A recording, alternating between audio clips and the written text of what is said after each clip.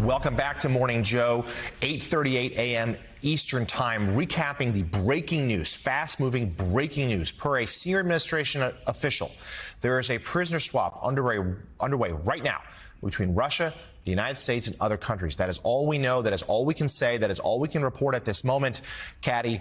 But a moment of significance, it would appear. Yeah, I mean, obviously, what we're hearing from senior administration officials is that this is a prisoner swap between Russia, the United States, and other countries. Now, for the families of American prisoners who are being held in Russia, this is extremely important news. And there are Americans who are being held in Russian jails who the White House says are being held without reason, who should not be being held as prisoners. And the families will all be watching very carefully to see who is getting out and who is part of this prisoner swap, John. All right. And joining us now, NBC senior White House correspondent Gabe Gutierrez. Gabe, at the White House. Gabe, what do we know? Hi there, Jonathan. Well, as you're saying, the situation is very fluid right now, and there's a lot we can't report since these prisoner swaps tend to be ongoing situations, and there are a lot of concerns over security at this point. But as you said, according to a senior administration official, we can report that the parties have agreed to a prisoner transfer and that the prisoners are soon expected to be in U.S. custody. Now, what we've been hearing from the White House for the last several months is that the White House has been working around the clock. The National Security Team has been working around the clock to secure the release of some high-profile prisoners in Russia, including Evan Gershkovich and also Paul Whelan. Again, we do not know for certain if they are involved in the prisoner swap, but it's something we're watching closely. I know at the White House Correspondents' Dinner, for example, President Biden speaking about Evan Gershkovich still in custody, saying that he gave his word as a Biden that the administration was doing everything it could to bring these prisoners home. But again, Jonathan, we're awaiting any more information we can report. But according to that senior administration official, some type of prisoner swap is underway. Still some questions about how large it is and whether some of those high-profile prisoners that we've been waiting for more information on, for example, Paul Whelan and Evan Gershkovich, whether they're involved in this swap, Jonathan. Yeah, and Gabe, we simply don't know yet entirely what's happening here, just to reiterate. But just recap for us, if you will, what the mood is like there at the White House, people you're talking to. This comes, of course, as the war in Ukraine rages on, fighting is sort of a stalemate, but continuing each and every day. Just remind viewers just the backdrop of this news now that a major prisoner swap may be underway.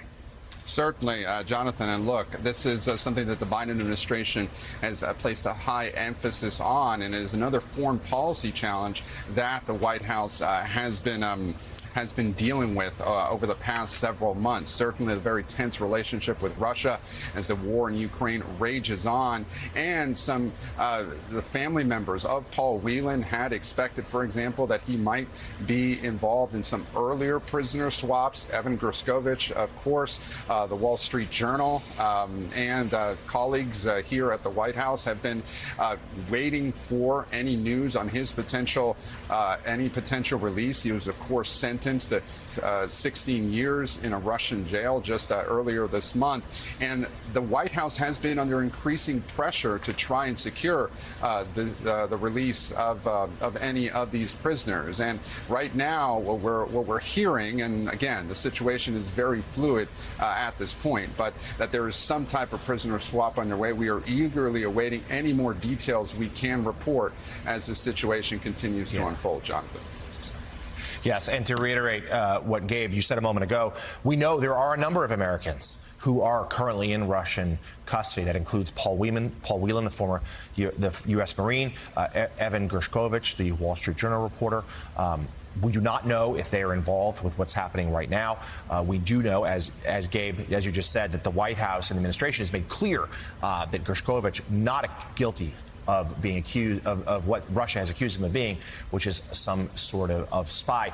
Gabe, again, as we sort out what's happening here, talk to us about how these negotiations often go. They're done clandestinely, they're done in secret, they're done in times of peace, they're done in times of war. Certainly during the Cold War, they happen with some frequency. But whether with Russia or other nations, take us behind the scenes. What are these prisoner swaps like? How do they get done?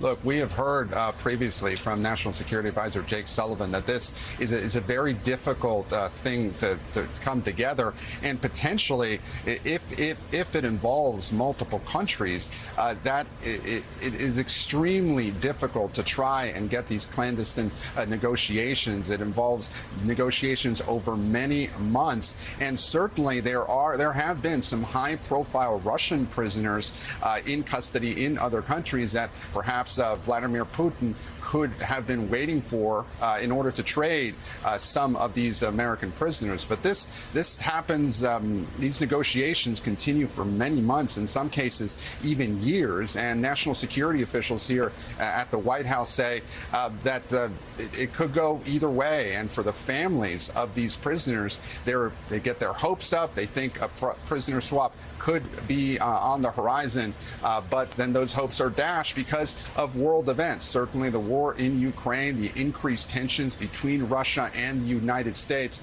may have put this potential prisoner swap in jeopardy. Of course, over the last several months, Russia ramping up its offensive in Ukraine, and also the increasing rhetoric between the United States and Russian President Vladimir Putin. Despite all that, we're told that these negotiations have continued for those high-profile prisoners in Russia. Again, we're still awaiting confirmation on which prisoners are involved in this prisoner swap, but as we understand it, those prisoners, whoever they may be, are soon expected to be in U.S. custody, according to a U.S. official, and that prisoner swap is underway. Unclear what stage it is at this point, Jonathan.